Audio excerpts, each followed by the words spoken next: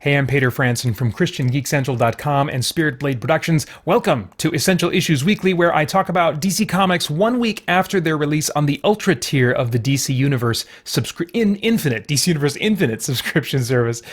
In each installment, I pick an assortment of comics to talk about as a DC fan and explore what, if anything, they have to say about the essential issues of real life. Now, warning, full spoilers for everything I talk about, so be aware this is your first and only warning that many spoilers lie ahead.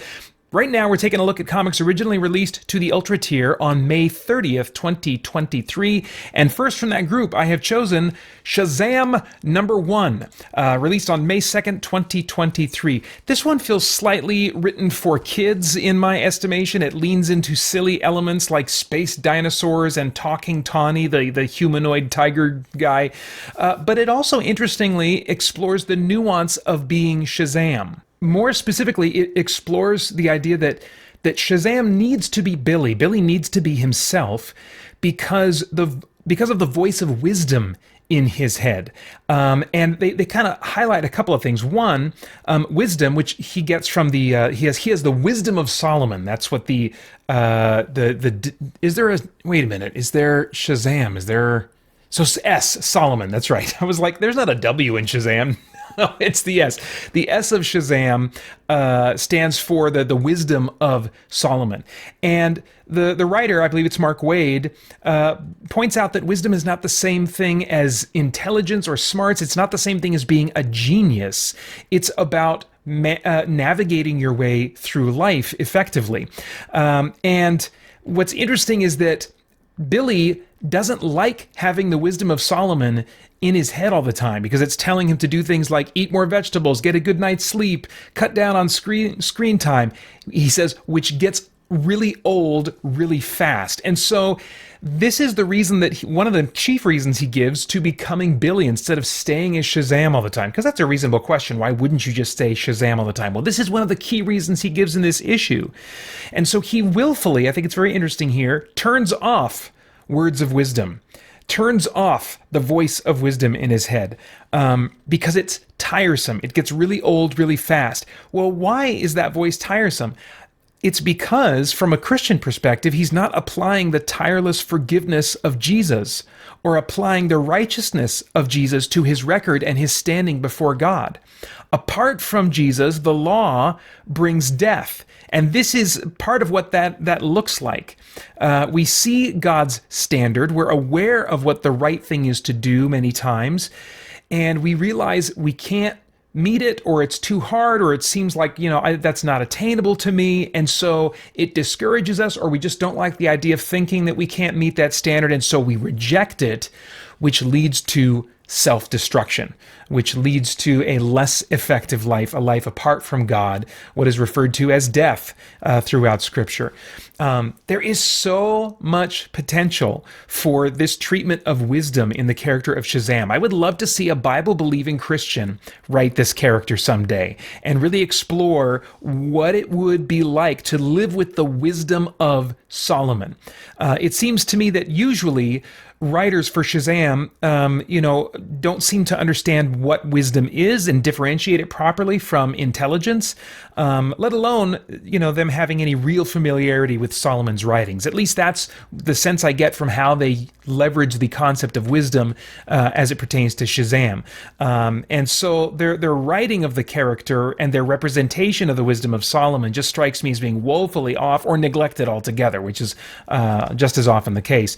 The issue ends with Shazam uncontrollably raging at news media and civilians. He snaps out of it, but he has no idea what just happened, what made him do that. So the cliffhanger, the nuanced character elements, and a tease that Shazam might finally start being called Captain Marvel again soon. His friends and other people are calling him the Captain, and the issue explains why. I'm wondering if this is paving the way for him eventually being called Captain Marvel again, a name that he had long before there was a Captain Marvel in Marvel Comics, but because of stupid legal dumb stuff, they somehow won that battle or convinced DC that it would be unwise for them to continue referring to this character as Captain Marvel, so they renamed him as a Shazam a decade or two ago. And I've thought, oh my gosh, why? I've always thought of him as Captain Marvel, and maybe we'll be getting a return to that. Hopefully it's not just a tease, because I would be frustrated, a little miffed, if this was all just a tease. But anyway, all those elements are really overcoming what at the start of the issue were what struck me as childish elements. So I am coaxed into reading a second issue of Shazam.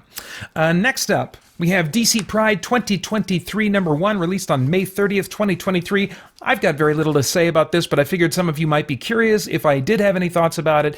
It's a collection of short stories by different writers and artists featuring characters that fall somewhere in the LGBTQIA+ spectrum. Most of the short stories here I felt were very similar to what is often a third season LGBTQIA+ subplot that's often injected into TV shows. I think, if you're celebrating Pride Month, you might like it, and it's probably for that audience. I don't know that it's going to be persuasive in and of itself, or normalizing, as they might want, in and of itself to those who are not already kind of on board with their message and their worldview. If you're indifferent to or against Pride Month, you're not going to like it, I don't think, and might even be setting yourself up for frustration. So, I don't recommend it to folks that fall into that camp. And from what I can tell, there's nothing here that's likely to have an impact on the status quo of the DC universe. Let's see here. Next up, Peacemaker Tries Hard, number 1, released on May 2nd, 2023. This is part of the Black Label of DC Comics. I almost said Black Label continuity, but it's really kind of fuzzy as to whether or not Black Label comics are part of DC continuity. I believe Jeff Johns is kind of quoted as saying, well, the readers get to decide that. So I guess maybe the storylines that readers really glom onto will eventually become part of continuity, or I don't know. It's really kind of hazy. I'm not really thrilled with that non-committal attitude. This is clearly, though, based on the James Gunn / John Cena version of Peacemaker. If you've seen James Gunn's Suicide Squad or any of the Peacemaker show, and you read this, you're going to almost instantly recognize that to be the case. It's complete with F-bombs and crass sexual humor, and even though it's, as far as I know, the writer has no connection to either of those screen projects, it seems very much in keeping with the kinds of dialogue we have heard the John Cena version of the character say. Parts of it I did find interesting or funny because of just how absurd the character can be, and sometimes absurdist humor can tickle my funny bone, but the humor here did outstay its welcome for me by the end, and its questionable connection to the continuity of the larger DC universe is another mark against it for me, so I doubt I'm going to read another issue of Peacemaker Tries Hard. Next up, Batman number 135. This brings the Red Mask story to a close. Red Mask, if you don't know, is an alternate universe pre-Joker who knows about his alternate versions in parallel realities and how most of them become the Joker in other universes. He wants to trigger that change in himself because he believes it will allow him to reach his full potential. This issue, as it brings this story arc to a close, quickly becomes a crazy multiverse-hopping slideshow of different Batmans and different art styles, and so people that are familiar with these various iterations of Batman in different media forms, I think might kind of like get a little smile seeing this, especially as it's, it changes art style sometimes from page to page in a way that's very appropriate to the source material that they're referring to. It gets crazy and cosmic, and honestly, I'm ready for it to be over by halfway through, even though I did kind of smile at some of the references to other versions of Batman in the past. I forgot until this issue reminded me that this story arc all started with Failsafe and Zuranar and that storyline that I actually thought was cool and interesting. But when it kind of dovetailed into this, I was like, I'm not really connecting with this as much. This issue ends with Tim Drake, though, finding Bruce, and there's a stinger that teases that the Zuranar story will continue somehow, but this time involving numerous Batmans from parallel universes.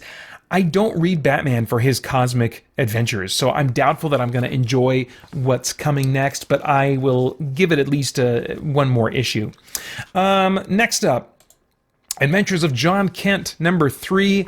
Jon Kent in the last issue, is Adventures of Superman, Jon Kent, number 3, published May 2nd, 2023. Jon Kent in the last issue, at the very end, witnessed the Superman of Injustice Gods Among Us, that video game series, which also had like a 5-year comic book storyline that kind of led up to it. But anyway, it's that Superman we're dealing with here, and Jon Kent witnesses him kill Ultraman, the parallel evil Superman that kidnapped John when he was younger, kept him in a volcano for years, and that was partially responsible for him aging up faster. Anyway, I hope the death of Ultraman is reversible at some point, because there's a lot of potential with that character. I'll come back to that in a little bit. I am reading Injustice. I was hoping to get through all 5 years of that story before this next issue came out, so that I could be properly primed and have a background in mind for this Injustice Superman. I am partway into year 3, and I feel like that's enough for what they're doing with him here. I didn't feel lost for not being all the way through year 5 or having not played either of the Injustice Gods Among Us video games. But the art style change, coming fresh off of reading middle of year 3 of Injustice Gods Among Us, the art style change, which you can even see on the cover of Jon Kent number 3, was jarring and felt overly simplistic and lacking detail by comparison. So that was weird. I think by the end I was able to kind of like just roll with it, but at first I was like, oh, these characters don't look right. None of this visually feels right, you know. But John is in the Injustice world. He's recovering, and he meets Superman of this world, Lex Luthor of this world, the Damian and Batman of this world, and then he briefly tours the world on his own and realizes it's more quiet here and seemingly peaceful here because everyone is afraid to make noise, because this Superman has rules the entire planet with an iron fist, and everyone is deathly afraid of him. And so it sets up an opportunity here to explore change brought about through conversation, through speech, through dialogue, versus change via force. The Injustice Superman brought about change in his world through forcing it. And Jon Kent comes on the scene, and he says, oh, I see what's going on here. People are afraid to make any noise, and make any noise being a metaphor for, like, you know, speaking out against the authoritarian leaders. And so I think what's interesting here is that they could be setting up a really great message about valuing speech and dialogue and reasoning, and trying to find common ground and reasoning persuasively through dialogue with people, instead of forcing one's view and one's way of thinking on the environment. But I'm wondering, is DC going to use Jon Kent, an intended tool, a device, a writing device, to support the LGBTQ plus movement, to promote dialogue for change versus forcing change? It would be great if they did, but unexpected, because today cancel culture is leveraged far more than reasonable dialogue by those of both liberal and conservative viewpoints. But given this is a comic book, I don't know if they can resist having Jon Kent come to blows with the Injustice Superman and basically try to force the good outcome as John would see it in this case. I suppose they could do that and then have John think better of it and realize, hey, I'm heading down a path that's taken me the same place that this Superman went, and I don't want to do that. And so maybe that could be the way they could still include that message in there. But I mean, I think readers, myself included, to some degree, want to see him come to blows with this Superman and see how he stacks up, you know. And then as for Ultraman versus Injustice Superman, I think it was totally unnecessary for Injustice Superman to kill Ultraman. He broke his neck, which usually you don't see characters come back from that. That is typically the kind of death that means, okay, they're not coming back for at least a few years, you know? And I think that's a shame, as we're starting out this new comic book focused on Jon Kent, the man who kidnapped him and just really was abusive to him. Now, maybe they just felt like that's too dark and we don't know how to deal with that, so we just need to get him out of the way. But I think there's so much potential there for that character in John's life that now is seemingly swept aside. So it's a bummer. I understand that there's also great potential for this version of Superman, because, I mean, both of them to John look like his dad. And can bring about this kind of maybe metaphorical conflict between father and son. They can play with some themes in that way, which I think are really valuable and worth exploring. You could do that with both of these characters, but I think it looks differently with both characters. And I think there's so much room for both of them to be a part of Jon's kind of eventual maybe rogues gallery or arch nemesis or something. So I do hope they bring Ultraman back. This is not a slam dunk issue for me, but at the end I found it's over already? Oh, I want to read more. So, I mean, they do have me for at least one more month. And again, that's Adventures of Superman Jon Kent, number 3. Finally, The Flash. Number 798, published May 2nd, 2023. The issue opens after Linda has had her baby. I don't remember her going into labor last issue, but then my memory is crap, so maybe that did happen. Anyway, Wally and the kids are with her at the hospital, welcoming this new family member that they have named Wade. And then Wally and the kids head off, and Granny Goodness, the kind of like lieutenant, one of the lieutenants of Darkseid on Apocalypse, she was teased at the end of the last issue, and now she shows up near the beginning of this issue posing as a nurse and takes baby Wade away for like standard testing and things like that. Linda realizes too late when a real nurse comes in that Wade has been kidnapped. She doesn't have her powers anymore. Reasons must have had something to do with her pregnancy, that now that her pregnancy has ended, she doesn't have her powers anymore. And right when she realizes that her boy has been kidnapped, there's an explosion in the hospital and she's nearly killed. As a husband and a father, this was heart-wrenching, both the kidnapping and then the horrible, tragic, near death of Wally's wife. But soon after, she's recovering. The injuries weren't as bad as they maybe at first looked. And soon after that, Wally recruits allies for a cosmic space rescue mission, including the futuristic android Hourman, also seen recently in Stargirl, the Stargirl and the Lost Children miniseries. And so it seems to me that the comeback of this iteration of Hourman is official, and I am very interested in seeing, what they will do with him going forward again. There's a tonal shift from this kind of tragic place to this determined and optimistic place that somehow happens just gradually enough to work for me. And I found myself surprised. It's like, oh yeah, no, this is working. This is working. But for me, anyway, it did jump the shark in the last page when an alien pro wrestler, can't believe I just said that out loud, that Wally recently had an adventure with, reappears. I am not excited to see this character again. I have really enjoyed Jeremy Adams' run for the most part. It looks like he has one more story to tell. I thought maybe the last one or two issues would have been his last, but this seems like he's just settling into what may be a short story arc, but nevertheless a story arc. So it looks like he's got one more story to tell, but maybe I will be more ready than I thought for a new writer. I don't know. That's a big we'll see. But I do continue to hope that family will be a strong value, a strong component for the next writer of The Flash as well. Something unique and special is going on in this book and has been going on in this book that I would hate to lose altogether.